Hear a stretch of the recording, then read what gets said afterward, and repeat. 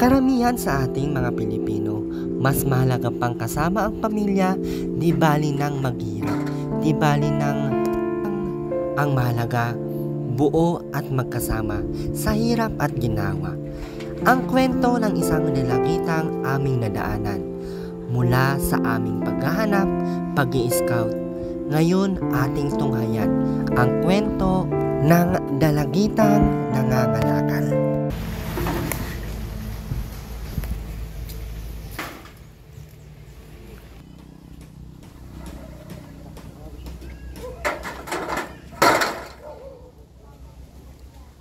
Saan po ay wala na po kami makain, lalo na po ngayon. Siya si Hershey, ang nag-iisang anak na babae sa 3 magkakapatid. Ngunit sa lahat ng problema ng kanilang pamilya, mas pinili niyang mag-aral at matupad ang kanyang pangarap dahil naniniwala siya nito na ito lang ang daan upang maahon sa kahirapan ang kanyang magulang. Po si Hershey. Ano po? Hershey po. Hershey. Apelyido po. Merano po. Merano. Ilang taon ka natin? Ano po, magsi-16 po sa October. Magsi-16 ngayong October. Ilang nag-aaral ka pa? Opo. Anong grade mo na? Grade 11 po sa pasukan. Grade 11 ka na sa pasukan. Yung pangangalakal mo, normal na lang yan sa'yo? Opo. Sanay na po. Kahit po meron pong makakita kahit ka klase, okay na. Hindi ka nahihiya? Ginagawa mo yan para saan? Ano po, para po makatulong din po sa magulang. Wala ka na bang mama at papa? Meron naman po. Hindi ba sapat yung nila? Hindi na po sapat minsan ko po nagkukulang din po sa pagkain. Nagkukulang para sa pagkain. Bakit nagkukulang? Ano ba trabaho ng mama mo? Yung mama ko po ay dito lang po sa bahay. Yung papa ko po ay wala pong matinong trabaho. Nangangalakal din. Bali na sa pamilya nyo na yung pangangalakal na lang. Ilan kayo magkakapatid? 4 po. 4 kayo magkakapatid. Ikaw yung panganay? Pangatlo po. Ikaw yung pangatlo. Asan na yung panganay? Yung panganay po ay may asawa na po. Nagbukod na po sila din. Buntis na po yung asawa niya. Ngayon, kabuuan na po ngayon yung asawa niya. Yung pangatlo? Ay yung pangapat? Bunso po na, andyan na po sa gilid-gilid. Nangangalakal din? Minsan po kasama ko po pangangalakal sa dagat. Asan kayo nangangalakal? Sa dagat? Opo. Ano yung mga madalas na kinakalakal nyo? Yung mga po, plastic na, minsan po yung mga... Mga yero, mga plastic, ganyan. Opo. Pwede matingnan yung kinalakal mo kanina? Ito po. Nagulat ako, naabutan kita, nangangalakal ka eh. Ito po yung kinalakal po namin kanina ng kapatid ko. Pauli-uli lang po kami kanina sa dagat. Bali sa dagat nyo yan kinukuha? Opo. Nakakamagkano ka naman sa isang araw? Po, na higit naman po ng 100. 100 pesos pag binibenta siya. Malaki pala Ano tong mga nabibenta ba tong ganito? Opo. Nabibenta pala tong mga ganito? Magkano ang kilo ng ganito? Po, nasa 15 na po. Hindi ka din nahihiya na ganyan ang mo? Hindi po. Hindi mo tinanong sa magulang mo kung bakit ganyan? Alam ko naman po na kaya ito na po yung buhay nila papa, nga po hindi nga po sila nakapagtapos ng pag-aaral. Kaya nga po pinapagsige ko po makapagtapos para po makatulong po sa susunod ay matulungan ko naman po sila na makaahon po sa hirap. Pero minsan natatanong mo ba na bakit ganun yung buhay na naibigay sa inyo? Naman po, minsan po, pero okay lang po kasi masaya po kasi na-challenge din po na nasasanay po kami na kahit mahirap na gagawa din po namin ng solusyon. Kahit mahirap pa sa sama-sama, pwede makapasok sa bahay nyo? Opo.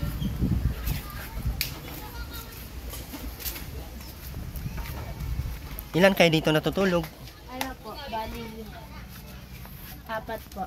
4 kayo dito natutulog? Dito po Saan ako kayo sa taas. Tapos dito po yung mama ko, tapos yung papa ko, tapos yung bunso ko. Paano ka matulog dito? Wala naman tong Ito po. Dito pa ako natutulog. Tinagpi lang. Kasya ka ba dyan? Opo. Hindi ka nahuhulog dyan? Sanay na po. Ilan kayo babae? Nag-isa lang pa akong babae sa Naging isa kang babae, kaya pala ano. Tapos saan natutulog si mga kapatid mo, mama mo, ay papa mo? dito po. Dito sa lupa.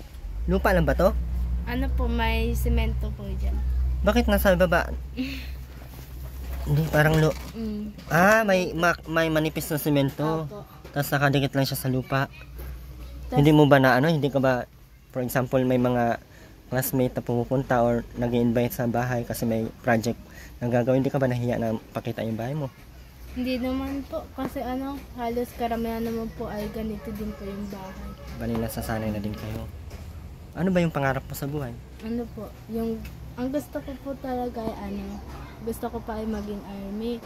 Sabi, lagi ko pa yung pinipili sa mama ko. Sabi niya yung mama ko ay, magpursige daw ako mag-aral para daw po kapag nakatapos ako, matutupad ko yung pangarap ko. Tapos, matutulungan ko din po sila dito.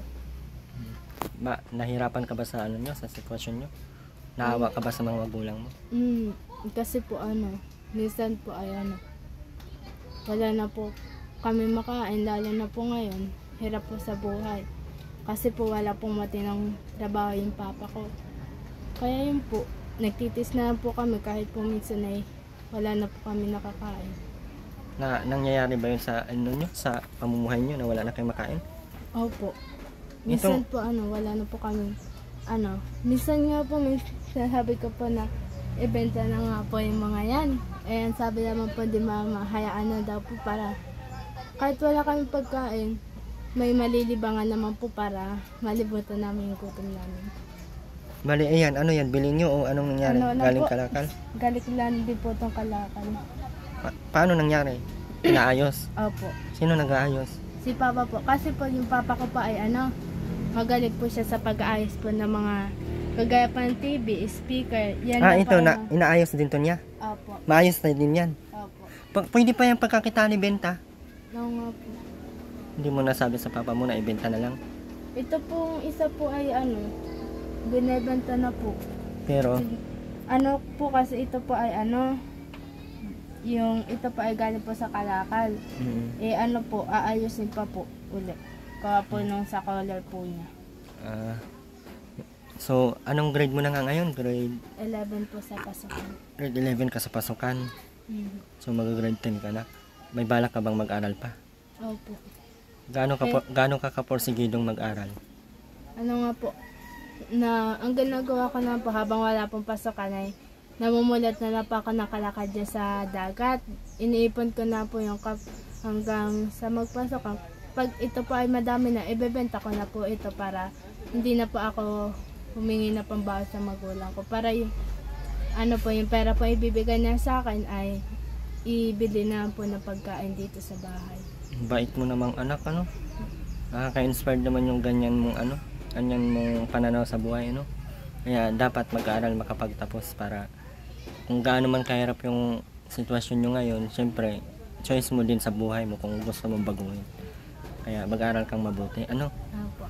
Saan yung kapatid mo, may mga asawa na? Yung panganay lang po yung meron pong asawa, yung isa po ay dito po siya natutulog dito sa kabila. Dito? Saan dito? Yun. Doon po siya natutulog. Hindi naman to natulog? Hindi naman po. Gwapo nang inayos na po kanina yung yung bubong. Yung bubong. Puro lupa, Pero okay ka naman sa buhay nyo? Opo. Komportable ka naman. So, kung bibigyan ka ng pagkakataon na mapasok sa scholarship ng Kalingap, ano tawag nito? Ano po yun para sa iyo? Ano po yun? Yun po ay malaking tulong na po sa akin dahil ako po ay makakapag-aral po na maayos din. Hindi ko kailangan ko pa rin pong kumilos dito sa bahay kagaya pang panganganak. Kasi hindi po kasi sapat po yung scholarship na iyon na, kailangan ko din po na kumita para po may yung kumbaga po ay meron po akong pera na itatabi na kung sakali man po ay magkawalaan na sakali po ay hindi po sakto yung scholarship na yun ay maaari ko pong mailabas po yung pera na parang ang ibig mong sabihin if ever na may mga biglaang mga contribution, may mga biglaang projects na hindi naman minsan agad maano ng kalingap, no? So may maidudukot ka or may mandudukot ka. Ano? So ako po ay si Erwin TV, isa po ako sa sa Kalingap Partners. So isa po sa mga layunin ng Team Kalingap ay magbigay ng scholar ng ng mga kagaya ng mahihirap na deserve pong tulungan, no? So sa ngayon wala po kaming dalang bigas, so maibibigay na lang po ako sa iyo, ha.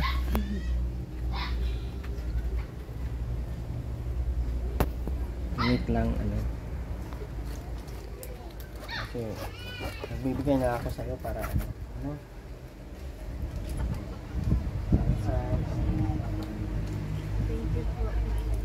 walang anuman.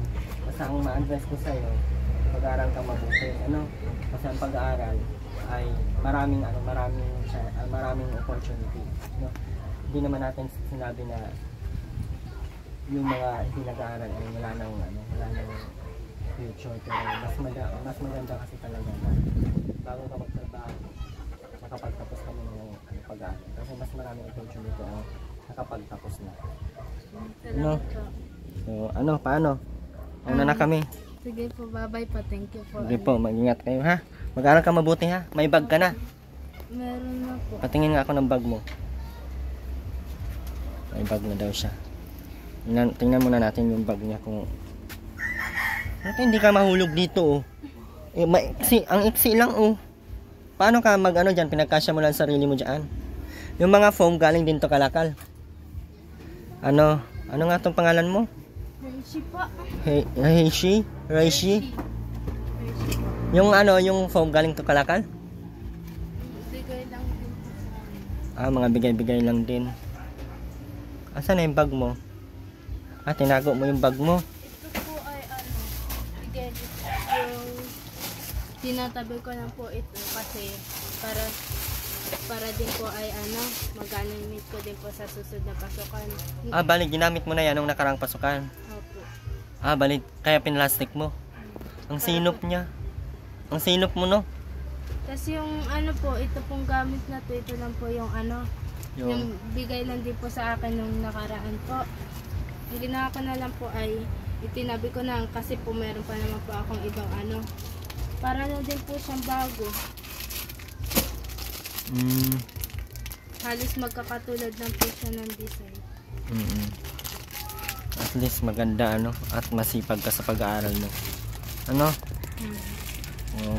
Yan, mauna na kami, ha. Sige po, bye-bye. Okay na yung bag mo na yan. Pang yan, pang lalaki. Sanay naman po. Ano yung ginagamit yung pinto dito? Parang wala akong nakitang pinto. Hinaharangan na lang ng ng kumot po. Yung kumot hinaharang. Kala ko itong yero. So muli po, Erwin TV Official, pa-support po ng ating channel. At syempre maraming salamat po sa patuloy na hindi nag-skip ng ads. Nandito po tayo ngayon sa Gumaka area.